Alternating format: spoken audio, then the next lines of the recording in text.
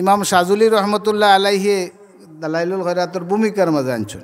আপনারা দালাইলুল খয়রাত পড়লে পাইবা, মদ্দিসা হুজুরেও লেখছেন, খালি অঞ্জন মদ্দিসা হুজুরেও কানোর মাঝেও আছে। ইমাম শাজুলি রহমতুল্লাহ আলাইহি কেনে দালাইলুল খয়রাতর এত বড় দুরূদ শরীফের একটা ওজিফা লেখলের কারণ তাই ভূমিকার মাঝে আনছেন।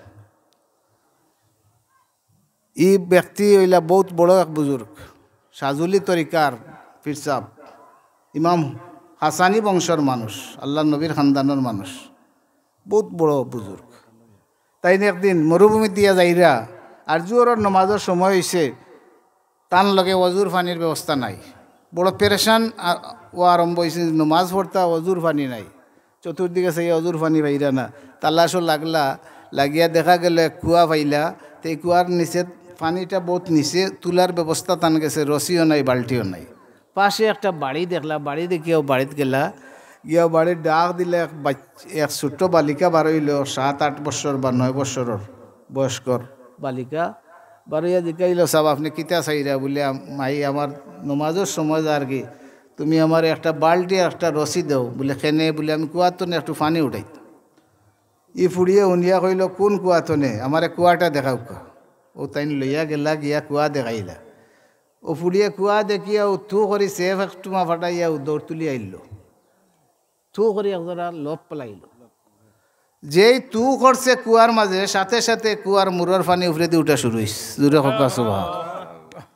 ই বুজুর্গ তাজ্জুব লাগি গেলা যে আমি অত বড় মানুষ আর অজুর পানির লাগি পেরেশান, কুয়ার তো নিকিলে পানি তুলতাম আমি, আর আগলে ধরেন না। কিন্তু ই ফুড়ির মাঝে ই কিন মর্তুবা, তাই মুখ কোন জিনিস যে লোভ পালানির লগে লগে নিচর পানিটা উফরে দিয়ে উঠি গেল।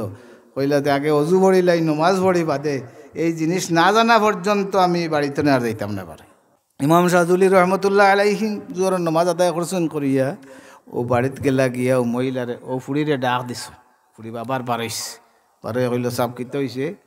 বলে গো মাই একটা জিনিস আমি জানার লাগে তোমার কাছে আইছি। বলে কিটা? বলে নিশ্চয়ই তুমি যে লোভ পালাইলে কুয়ার মাঝে, আমি পানি উঠাইবার লাগে বড় পেরেশান আসলাম, তোমার মুখর লোভ পড়ার লগে লগে নিচর নিতনে কুয়ার নিস্তনে পানিটা উপরে উঠি গেল। নিশ্চয় তোমার মুখর মাঝে কিনি জিনিস আছে, ওটা তো আমার না কইলে আমি। ফুড়িয়ে কইল না, এটা তো খোয়া যায় না, এই জিনিসটা আমি কইতাম না। তাই নইলে আল্লাহর কসম করি কইয়ার, তুমি যদি খো না তাহলে আইস্তনে তোমার বাড়িতে থাকবো আমি, আর তোমার বাড়তনে বার করেছি, তাই না আমি যাইতাম না। ও ফুড়িয়ে উঠিয়া কইল আপনি যদি আল্লাহর কসম না দিতা তা আমিও কসম করে কইয়ার জীবনে আপনারে কইলাম না। জুড়ে হোক সুবহান। ও ফুড়িয়ে কইল যে আমি একটা দুরূদ শরীফ পড়ি, এটারে কয় দুরুদে বীর।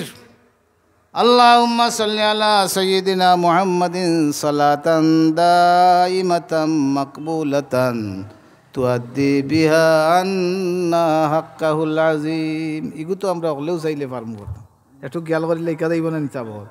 আল্লাহুম্মা সাল্লি আলা সাইয়্যিদিনা মুহাম্মাদিন সালাতান দাইমাতাম মাকবুলাতান তুআদ্দি বিহা আন্না হাক্কাহুল আযীম। দুরূদ শরীফে মানুষের মুখর দাম বাড়ি যায়। ই মহিলা এই বাচ্চা কইল যে ই নাবালিক বাচ্চায়, আমি খালি ও দুরূদ শরীফটা সবসময় পড়ি, আমার মুখেও দুরূদ শরীফ আর কোনটা নাই। ও দুরূদর বরকতে কুয়ার নিচর পানি উফরে উঠছে। জুড়ে হোক সুবহান। দেখুন যে আপনার যে বন ফুল হয়, ফুলের মাঝে মৌমাছিও গিয়া বয়, বলাও বয়। একই ফুল তো নেই, মৌমাছি যখন মধু লইয়া আয়, রেণু লইয়া আয়, তখন একটা দুনিয়ার মাঝে সকল তনে মিষ্টি হয় মধু।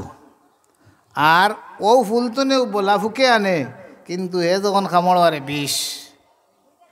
বলার মুখ তো নে মধু হয় না, এগুলো বিষ হয়। জিনিস তো একটাও, ফুল তো নে আনলো, কিন্তু বলা আনার কারণে একটা হয়ে যায় বিষ। আর মৌমাছি আনলে মধু। মৌমাছিরে জিজ্ঞাসা করে হইল কিতাব আইছে, মৌমাছি তুমি যে ফুল তো নে রেণু আনো, বলা ফুকেও তো অন্যান্য ফুকেও আনে, কিন্তু তুমি আর একটা মধু হয় কেমনে? বলে এর কারণ কিতা? বলে আমরা যখন মধু ফুল আহরণও যাই, ফুলের রেণু হাওড়ানো যাই তখন যাইতে সময় দুরূদ শরীফ পড়ি পড়ি যাই আর আইতে সময় দুরূদ শরীফ পড়ি পড়ি আই এই দুরূদ শরীফের বরকতে দুনিয়ার মাঝে সবচেয়ে মিষ্টি মধুয়ে পরিণত হয় আমরা এই ফুলের রেণু জুড়ে হোক সুবহান।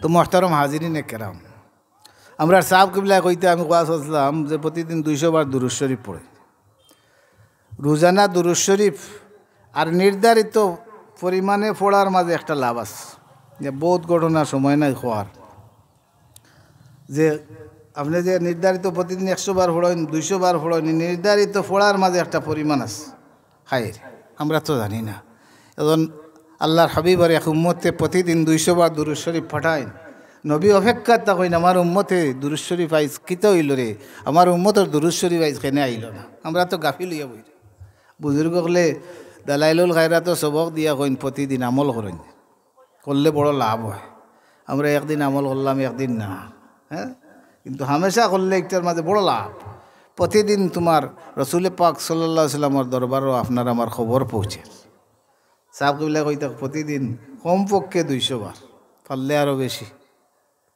আমরাও খালি ভাই শুনিছি আর ভাই আমার মতো মানুষে তো আমলও করা সম্ভব কিন্তু বহুত মানুষে আমল করে যারা আমল করে এরা ফায়দা পায় দুরূদ শরীফ পড়ি পড়ি আল্লাহর হাবিব জনাবে মুহাম্মদুর রাসূলুল্লাহ সাল্লাল্লাহু আলাইহি ওয়াসাল্লামের সাথে মানুষের মুলাকাত নসিব হয় যে মানুষের রসুলুল্লাহর লগে দুরূদ শরীফের সম্পর্ক যত বেশি এই মানুষের নবীর লগে সম্পর্ক তত বেশি সুবহানাল্লাহ।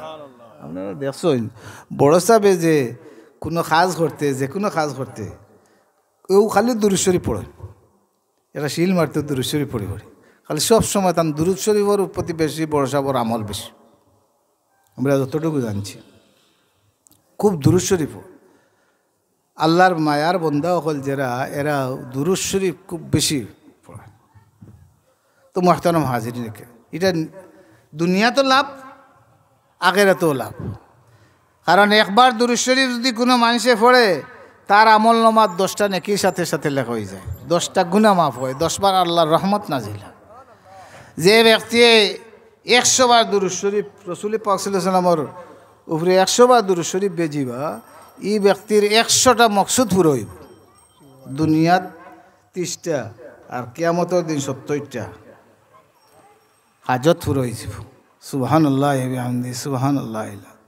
তো এর কারণে মুহতারাম হাজিরিন কেরাম আমরা তো এমনি বহুত আমল বইলাম তো খালি বক বক করলাম আর নাইলে ফোরার গিবত করলা বইয়াও মসজিদ তনে বারইয়া দেখেন যে মসজিদ তনে বারইয়াও আরম্ভ হয়ে গেছে ফোরার বিরুদ্ধে মাত এটা দেখো গিবত গিবত করা কত বড় বদ অভ্যাস ফোরার ক্ষতি করা আমরা ভিতরে হিংসা বড় জবর ফোরার বালা দেখতাম পারি না আমরা সাবে কইতা বললে অন্যর বালা দেখলে মন খুশ করেন যে ই বেমার বড় মারাত্মক অন্যর বালা দেখলে আমার মন খুশ হয় না খালি আমার বালা হইতো আসানি না না এটা মারাত্মক বড় একটা রোগ ই বেমার ভিতরে হিংসা আছে কিনা আপনি বুঝিলি বা আর একজনের বালাই দেখলে যদি আপনার মনে খুশি হয় না তে বুঝেন যেন বেমারে ফাইলিছে আমার ডাকাতি এর কারণে সাহেব কিবলা ফরমাইতা প্রতিদিন আপনি মানুষের উপকার করার নিয়ত লইয়া বাড়াইতা মনের মাঝে খেয়ালও থাকতো যে আমি মানুষের বালাই করতাম তখন মানুষের যদি সকালবেলা ঘুমতনে নিয়ত করে বাড়াইলাম বলে আজকে করতনে বাড়াইলাম মানুষের উপকার করার লাগে আস্তা দিনের মাঝে কোনো সুযোগও পাই না তে আস্তা দিন আমল নামার মাঝে তো সব লেখা হইল আমি খেয়াল থাকলো খালি মানুষের বালা করা একজন মানুষ আচার খাইয়া পড়ি গেছেন তান গিলা তুলিয়া দিতাম একজন মানুষে বোঝা লইয়া দিতে পারে না তান বোঝা গিলা আগুইয়া দেওয়া আমার নবীজি একজন বুড়া বেটির মহিলায় আতর ব্যাগ বইয়া লইয়া দিতে পারেন না তাইন দুইটা ব্যাগ কান্দ লইয়া এই মহিলার বাড়িতে নিয়ে তান ব্যাগ পৌঁছিয়ে দিস ওটা আমার নবীর আদর্শ আমরা মানুষের উপকার করতাম কিন্তু আমরা হইল মানুষের ক্ষতি করার খালি চিন্তা আমার নিজের ভালো হইতো অন্যর ক্ষতি হইতো এই বেমারটা মরা এক মুসলমানে আর এক মুসলমানরে মুসলমান কইতে রাজি হয় না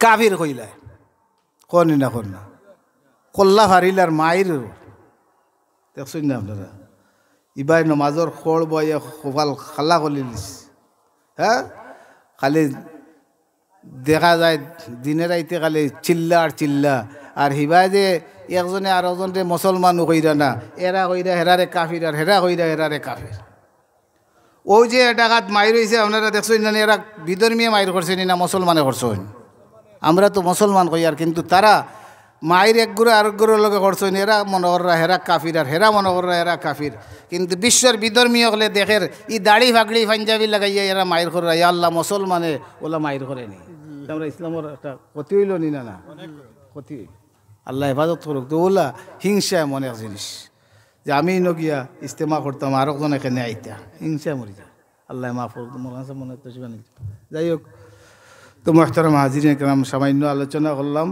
আমার যদি কোনো ত্রুটিও আল্লাহ মাফ হয়ে দোকার আমরা এর উপরে আমল করার পয়লা আমারে আল্লাহ আমল করার তৌফিক দোকা সবরে আমল করার তৌফিক দোকা ওয়া আখির দাওয়ানা আলহামদুলিল্লাহি রাব্বিল আলামিন